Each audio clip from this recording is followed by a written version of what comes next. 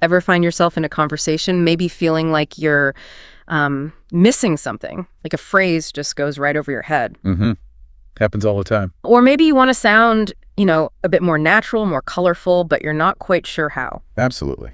Well, today's deep dive might just have some useful tools for that. We're looking at English communication and understanding it a bit better. That's right. We dove into this really interesting collection you shared, focusing on about 60 common English idioms. Yeah, 60. And these aren't just like random phrases. They're really baked into the culture.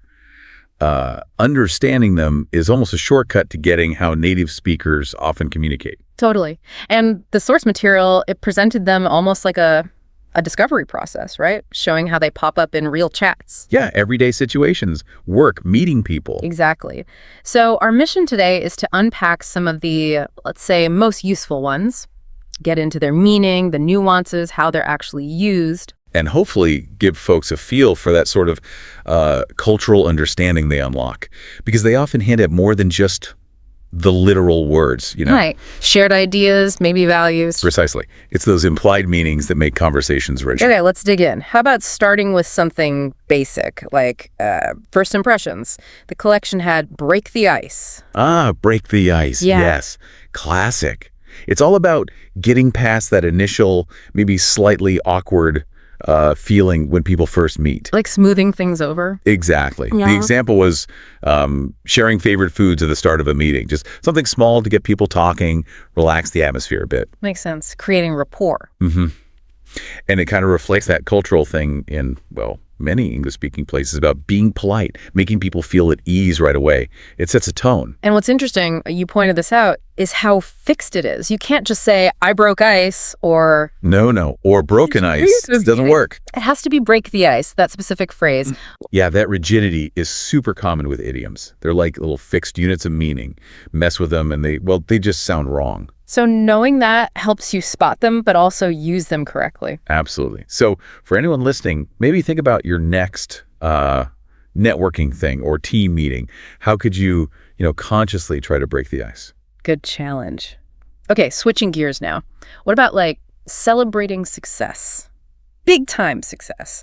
The collection had knock it out of the park. Oh, I love that one. Knock it out of the park. It's just such a great visual way to say someone did something exceptionally well. That they really nailed it. Totally. The examples were maybe a fantastic presentation or a really successful product launch. Makes you think of baseball, right? Hitting a home run. Yeah. Way beyond expectations. And the source noted you can phrase it slightly differently, like the team knocked it out of the park with the presentation. Yeah, or they knocked the presentation out of the park. It's a bit flexible in the sentence structure, which is useful. Is there a risk, though, maybe of overusing it? Does it sometimes sound, fake? That's a fair point. Yeah. Context is everything, isn't it? It's strong praise, so if you use it for every little thing, yeah, it loses its punch. Right. Sincerity comes across when the achievement genuinely feels big. Think about a time you really felt someone, or maybe you yourself knocked it out of the park. What made it stand out? Yeah, it's got to be something genuinely impressive. Yeah. Okay, next one. Something maybe less happy, but definitely relatable. Feeling stuck between a rock and a hard place. Oh, yeah. Between a rock and a hard place. That captures it perfectly, doesn't it? That feeling of having two options and both are pretty bad. Yeah, difficult or unpleasant. The examples were things like having to choose between a promotion that means moving away, or staying put but missing the opportunity, or telling the truth and hurting someone versus, the alternative. The imagery is so stark, isn't it? Literally trapped. Mm-hmm. Rock on one side, hard place on the other. Nowhere good to go.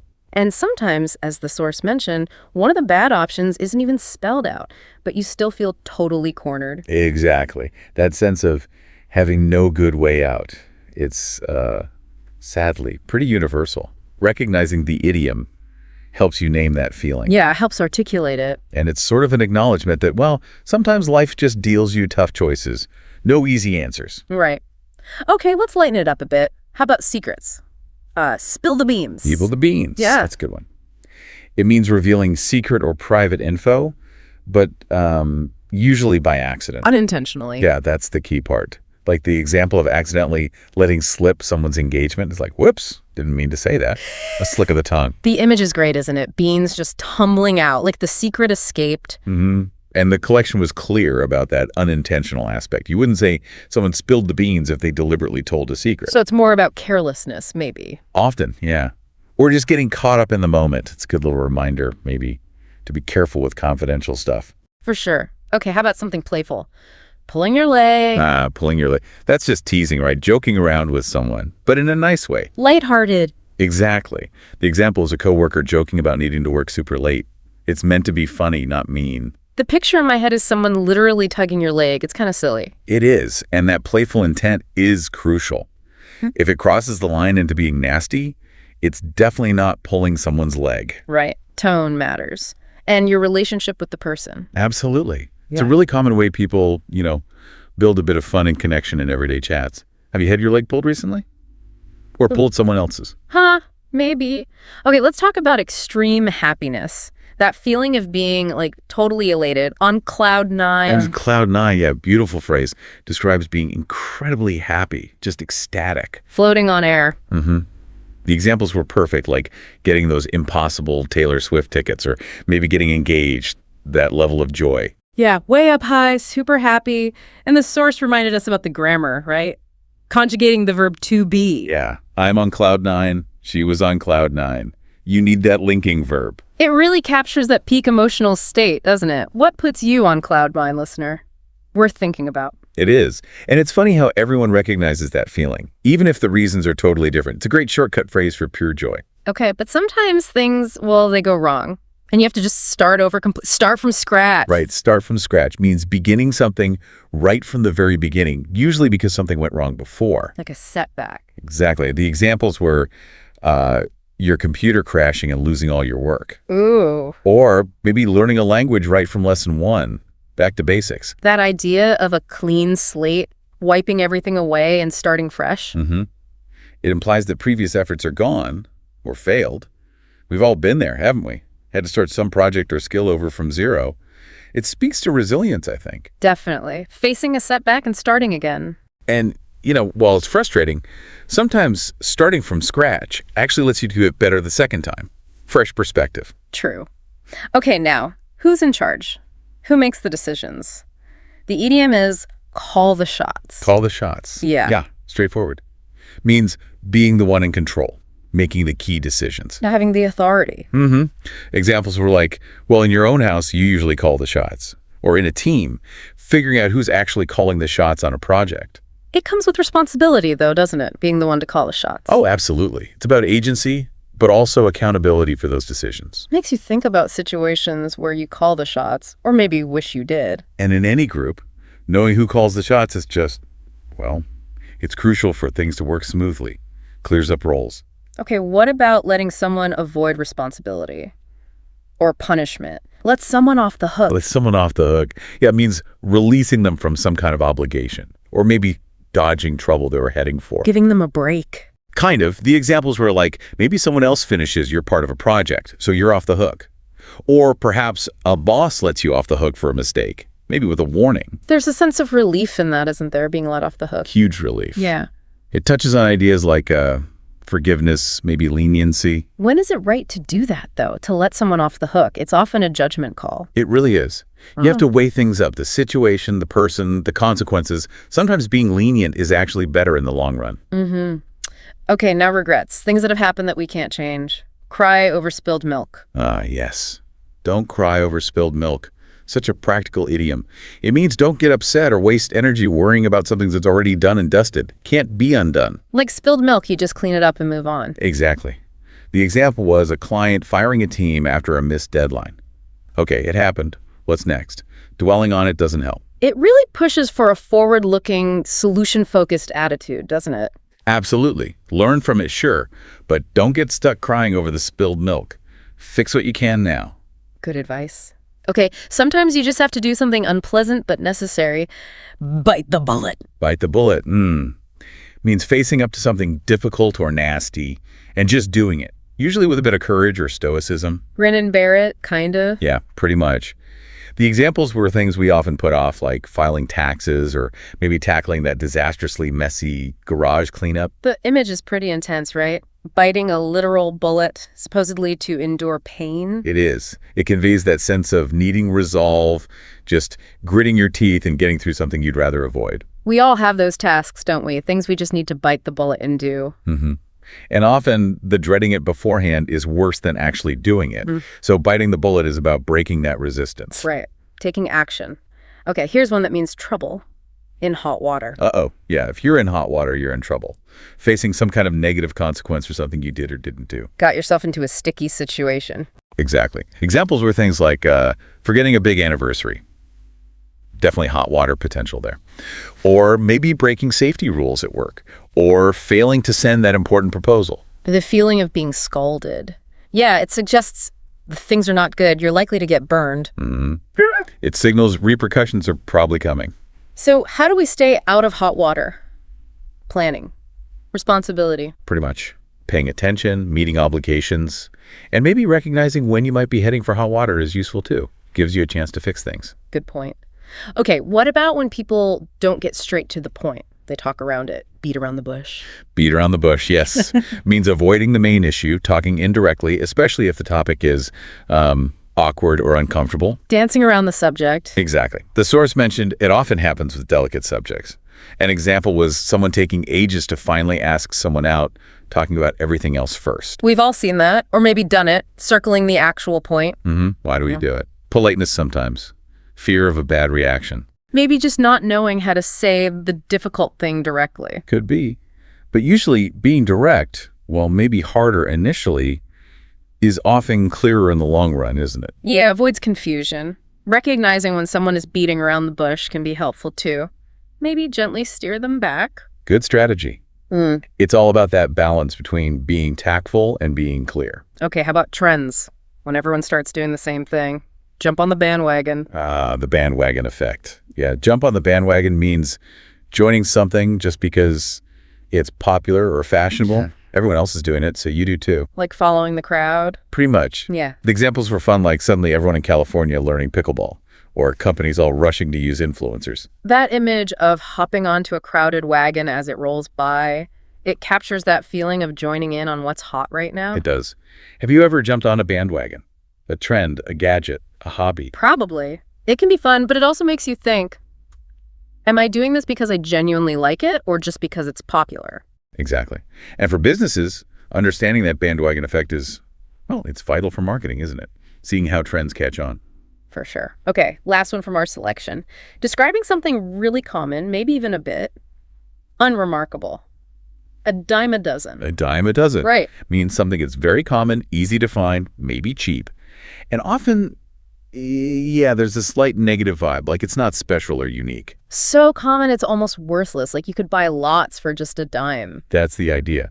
The examples were things like, maybe with pickleball being so popular, instructors are now a dime a dozen. Or in a big singing contest, maybe talented singers feel like they're a dime a dozen.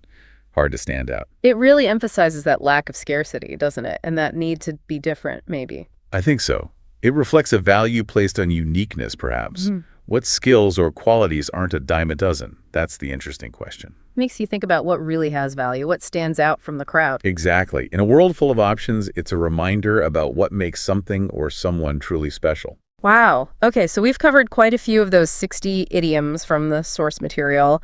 Definitely got some good insights, I think. Yeah, I agree. And hopefully people see that understanding these isn't just about, like, learning vocabulary lists. No, it's more than that. It's getting a feel for how native speakers actually, frame their thoughts and experiences, and that helps you connect on a more authentic level. Definitely enhances understanding. So for everyone listening, maybe think about which of these idioms stuck out for you. Or maybe one you've heard before, but it clicks a bit better now. Yeah.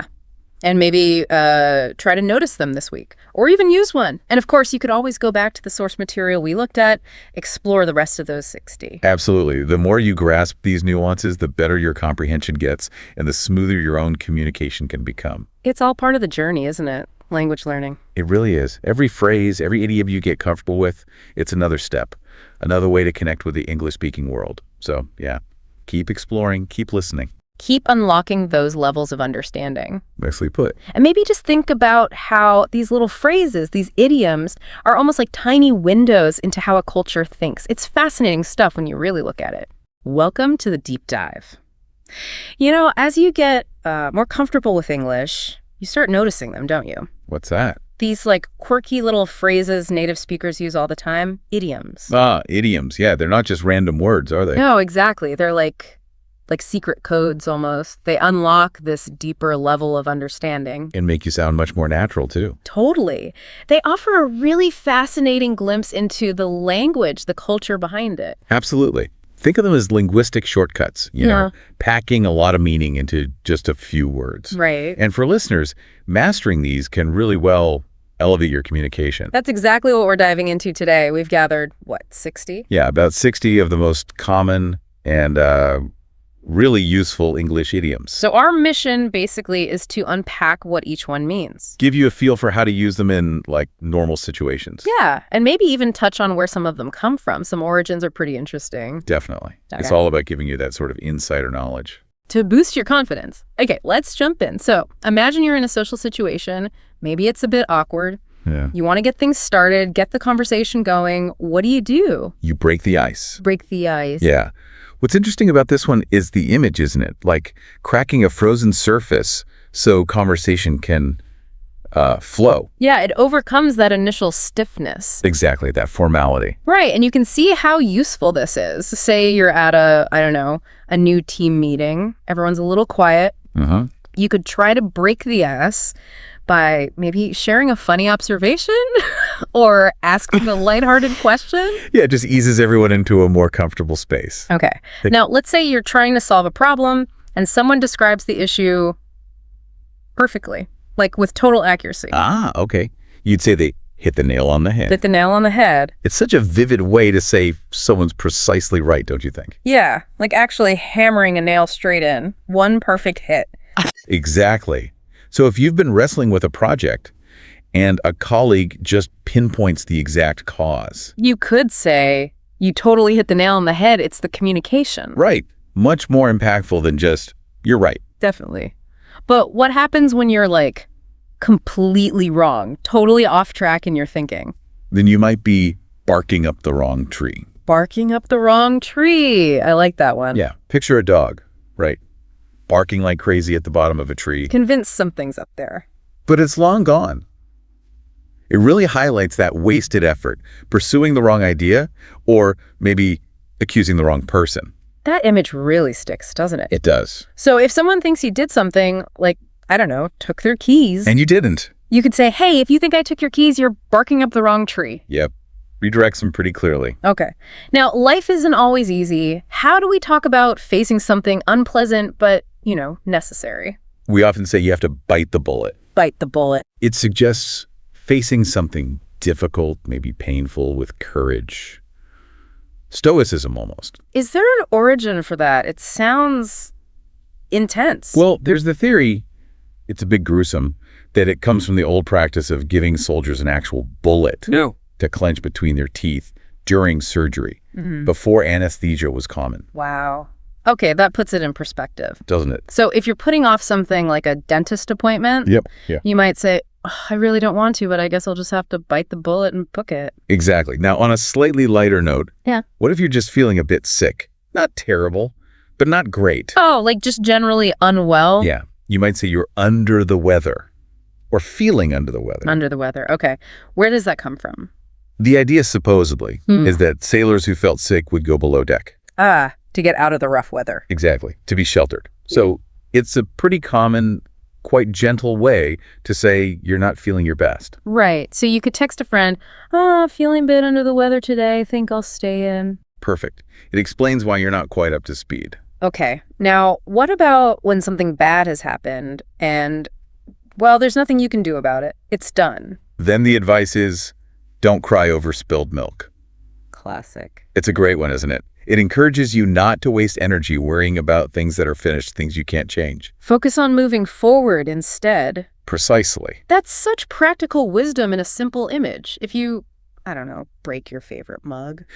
Someone might say, oh no, well, it's a shame, but hey, don't cry over spilled milk. It's about acceptance.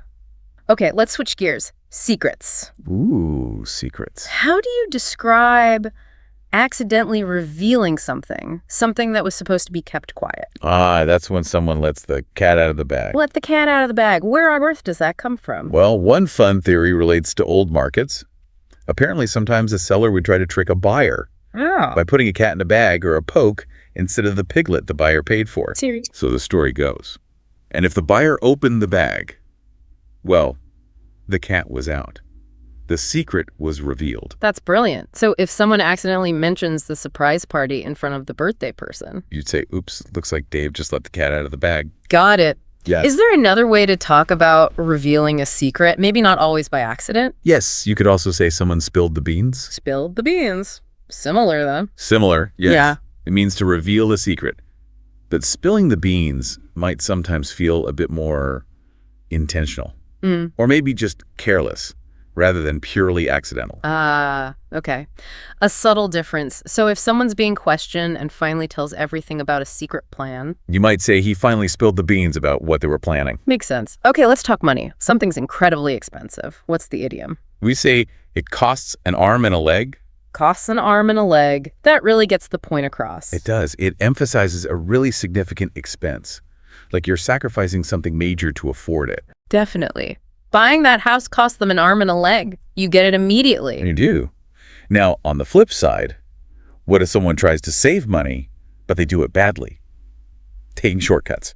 Oh, like doing a poor job to save cash? Exactly. That's when they cut corners. Or the corners, okay. It describes taking, cheaper or inadequate measures, often leads to lower quality. And it usually sounds negative, right? Oh, definitely. It implies standards were compromised. Right. So you might hear the contractor cut corners on the wiring, and now there are problems. Precisely. It highlights the bad consequences. Okay, thinking about efficiency now. Is there an idiom for doing two things with just one action? Absolutely. A very common one. You kill two birds with one stone. Kill two birds with one stone. Classic idiom. Describes achieving two different goals with a single effort.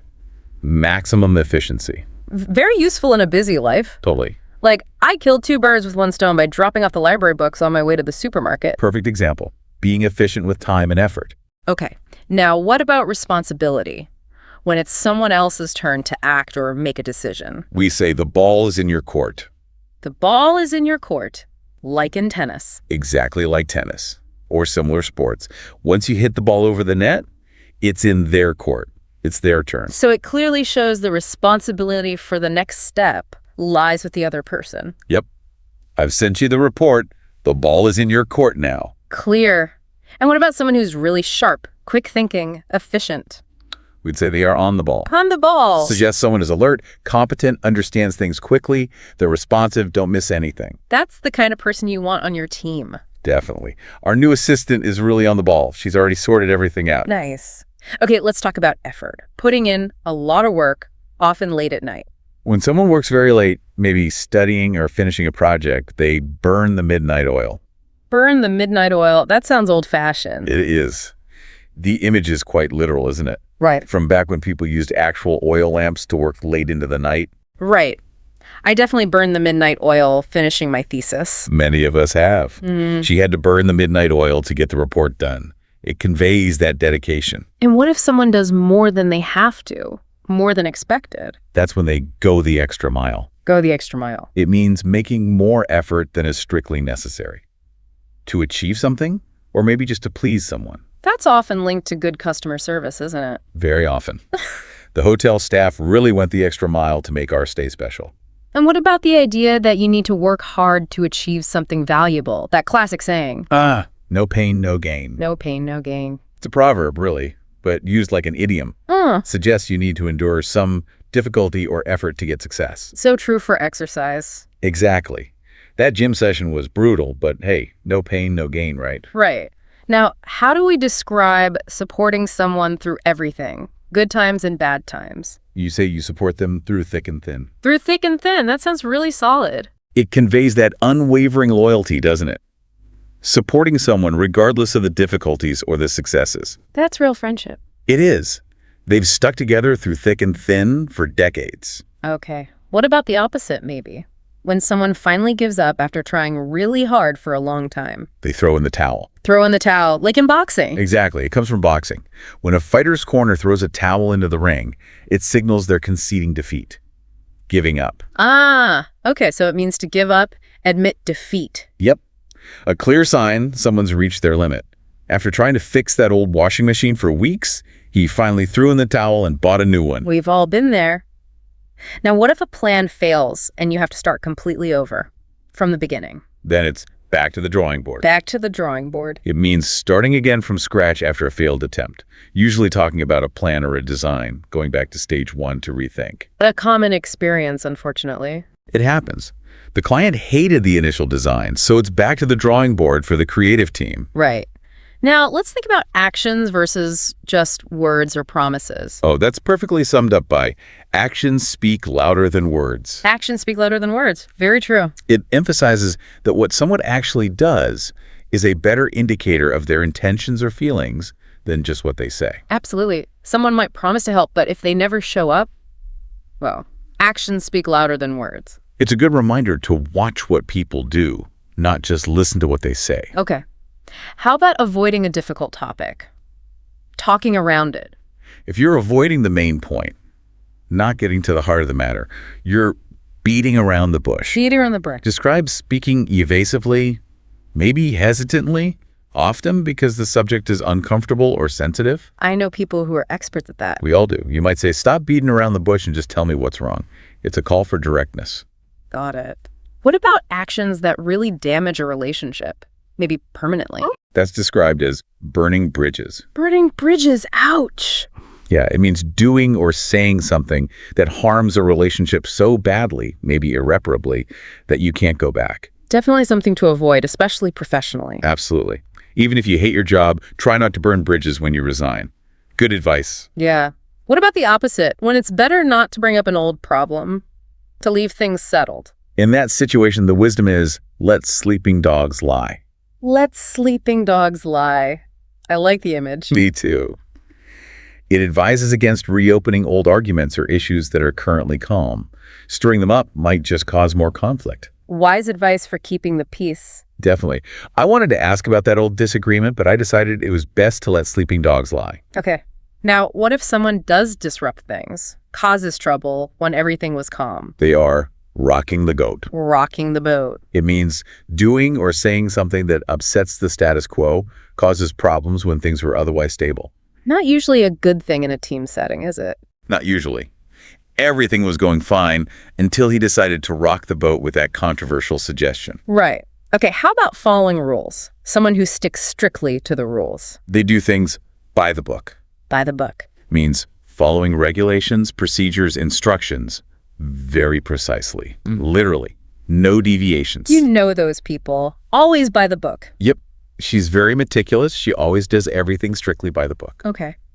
And what about when people follow a trend, something that's suddenly popular? That's jumping on the bandwagon. Jumping on the bandwagon. Describes joining something, an activity, an opinion, an investment, just because it's become popular or successful. Often implies not much independent thought went into it. You see that all the time, especially with like social media challenges or something. Exactly. Everyone started investing in that new cryptocurrency, so he jumped on the bandwagon too. Right.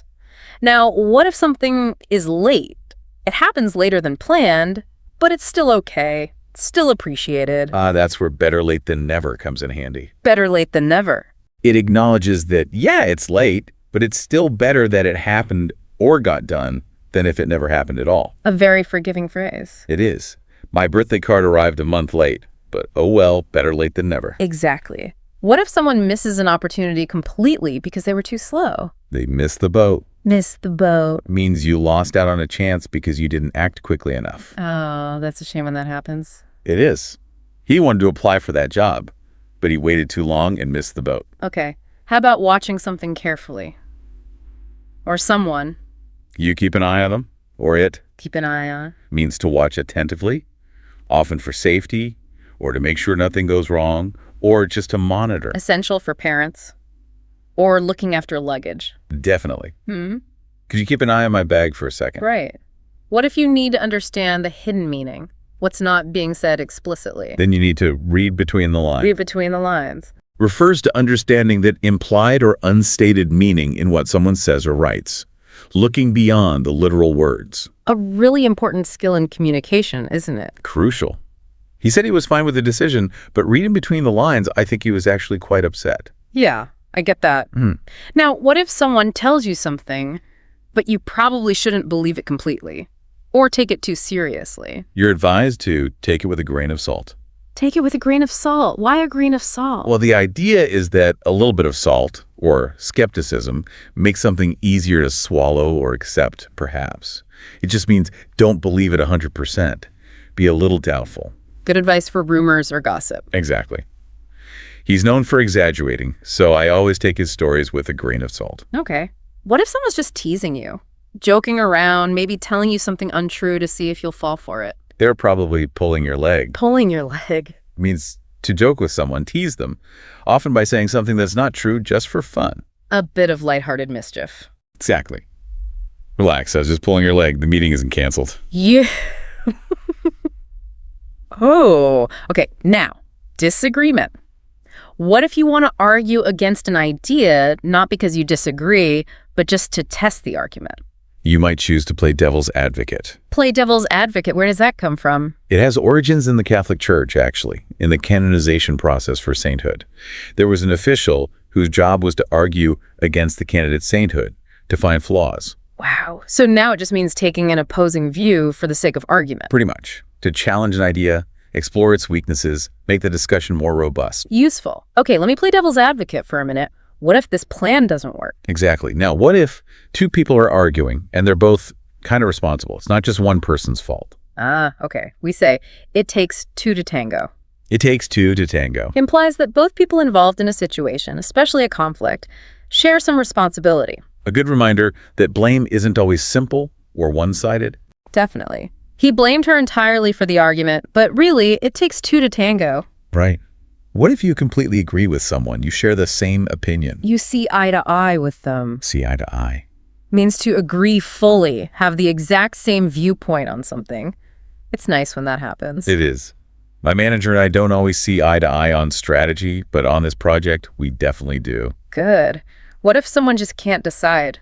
They're stuck between two choices. They're sitting on the fence. Sitting on the fence, like literally perched between two fields. Exactly that image. Undecided. Haven't committed to one side or the other. A common place to be. Very. She's still sitting on the fence about whether to move abroad or stay here. Okay. Unexpected events. Something happens completely suddenly, surprisingly. That happens out of the blue. Out of the blue, like from the clear blue sky. Precisely. Something occurs totally unexpectedly, without any warning signs. A total surprise. My old friend called me out of the blue yesterday. I hadn't heard from him in years. Yeah, those moments. Now, what about that weirdly common situation where you're talking about someone? And they suddenly walk in. Exactly. You might exclaim, "Speak of the devil." Speak of the devil. Is that rude? Not usually. It's more an expression of surprise or coincidence. It doesn't imply the person is the devil. Okay, good. Well, speak of the devil. Here's Sarah now. Perfect. Now, something very easy to do. What's the idiom? It's a piece of cake. Piece of cake. Means something is incredibly simple, effortless. I wish everything was a piece of cake.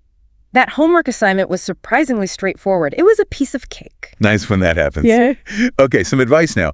A warning against being too confident about success before it actually happens. Ah, yes. Don't count your chickens before they hatch. Don't count your chickens before they hatch. Good old-fashioned advice. Don't assume success or make plans based on something that hasn't happened yet. Right.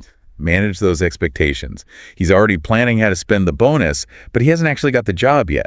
He shouldn't count his chickens. Very wise. What about the advice not to risk everything on just one thing? One plan, one investment. That's don't put all your eggs in one basket. Don't put all your eggs in one basket. Another visual one. It is. It advises diversifying. Don't rely entirely on one single option, because if that one fails, you lose everything. Crucial for investing, but applies elsewhere too. Absolutely.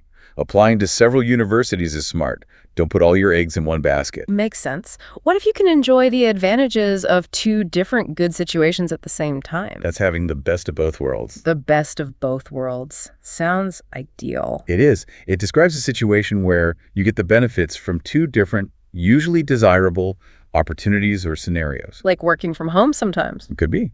Working flexibly gives me the best of both worlds. I get quiet time at home and collaborative time in the office. Nice. What about finding something positive even in a bad situation? That's the idea behind every cloud has a silver lining. Every cloud has a silver lining. Means that even in unpleasant or difficult circumstances, there's usually something good or hopeful to be found if you look for it. A very optimistic outlook. It is. Losing my job was awful, but every cloud has a silver lining. It pushed me to start my own business, which I love. Great example. Okay, simple one. Time seems to be going very quickly. We just say time flies. Time flies. Very common expression. Indicates time seems to pass really rapidly. It really does, doesn't it? Wow, is it Friday already? Time flies. Especially when you're busy or having fun. Now, what about the idea that starting early gives you an advantage, leads to success? That's the early bird catches the worm. The early bird catches the worm. Another proverb used idiomatically emphasizes the benefit of being early, prepared, proactive. Definitely motivates me to get up in the morning sometimes. Huh. Yeah. I like to get to the sales. Yeah. First thing, the early bird catches the worm. Right. What if something is uncertain? The plans or the outcome? It's up in the air. Up in the air. Means things are still undecided, uncertain, not settled yet. Like holiday plans sometimes. Exactly. Whether we can go on vacation this summer is still up in the air. Okay. What about something that will absolutely never, ever happen? Impossible. That will happen when pigs fly. When pigs fly. A funny one. It's humorous, yeah. Used to strongly emphasize that something is completely impossible or extremely unlikely. I might have used that about my brother cleaning his room when we were kids. Perfect use. Sure, he'll pay you back when pigs fly. Huh. Okay. What if someone asks you something and you have no idea? You don't know the answer any more than they do. Then you can say, your guess is as good as mine. Your guess is as good as mine. It's a way of saying, I don't know either. I have no special information or insight. A nice sort of humble way to admit ignorance. Exactly. Yeah. Why do they cancel the meeting? Your guess is as good as mine. Okay. What if you need someone to understand something really complicated, to finally grasp it? You might talk about needing to wrap your head around something. Wrap your head around it. Yeah, it means to manage to understand something complex or confusing after some effort. Like trying to understand, I don't know, quantum physics. Exactly. It took me ages to wrap my head around the new software. Okay. Judging people or things just by how they look. There's an idiom for why you shouldn't do that. Ah, yes. You can't judge a book by its cover. You can't judge a book by its cover. Very well known. Extremely. Don't form an opinion based only on outward appearance. Look deeper. So important. That person who looks grumpy might actually be really kind. Precisely. You can't judge a book by its cover. Okay. Needing someone to be quiet, to stop talking, maybe about a secret. Informally, you might tell them to zip your lip. Zip your lip. Yeah, like actually zipping your mouth shut. It's a direct, informal way to say be quiet or don't say anything. Useful for keeping surprises. Remember, this is a secret, so zip your lip. Exactly. Now, how about things that are gained easily but also lost easily? Oh, like maybe winning money and then gambling it away? Perfect example. That's easy come, easy go. Easy come, easy go. Suggests that things acquired without much effort, or maybe things you don't truly value, are often lost just as quickly or carelessly. Seems fair enough. He found 20 quid on the street and spent it immediately. Easy come, easy go. Right. What if someone is no longer in trouble? Or no longer has a responsibility they didn't want? They are off the hook. Off the hook. Means you're freed from blame, obligation, or a difficult situation. That's a feeling of relief. Definitely. I thought I'd have to work late, but Sarah finished the report, so I'm off the hook. Nice. Okay, what if you're deliberately ignoring someone? Being unfriendly. You give them the cold shoulder. Give someone the cold shoulder. That sounds chilly. It implies intentional unfriendliness? Yeah. Ignoring someone, treating them coolly? Not very nice. No. I don't know what I did wrong, but she gave me the cold shoulder at the party. Awkward. What if someone finds themselves in trouble? In a difficult situation? They're in hot water. In hot water. Opposite of the cold shoulder. Ah, yes. It means being in trouble, facing criticism or punishment. Something to avoid at work. Definitely. He forgot to submit the proposal on time, and now he's in hot water with the boss. Yikes. Okay, finally, what if a situation becomes chaotic? Difficult to manage. It gets out of hand. It's out of hand. Means the situation escalates and becomes uncontrollable or too difficult to manage effectively. Like a party getting too wild. Exactly. We only invited a few people, but then friends brought friends, and things quickly got out of hand. Right. Wow. Okay, that was 60 idioms. What an incredible journey through the language. It really covers a lot of ground, doesn't it? You've given us a fantastic toolkit today. Well, it's been fun exploring them. And for everyone listening, remember, understanding and using idioms. It's not just about memorizing definitions, is it? No, not at all. It's about getting a deeper feel for the nuances of English, how native speakers really talk. Exactly. So our advice would be start listening for them. Yeah, notice them in conversations, in movies, books. And don't be afraid to try using them yourself, even if you're not sure you've got it exactly right at first. Absolutely. It's a fantastic way to make your English sound more natural, more colorful. And connect more authentically with people. Definitely. And maybe, as a final thought, think about how these little phrases, these idioms, often reflect deeper things. Like what? Like cultural values, history, shared experiences. They're tiny windows into how a language shapes the way we see the world. So it's more than just the literal meaning. Much more. It's about those underlying cultural currents, the stories embedded in the language, something to think about.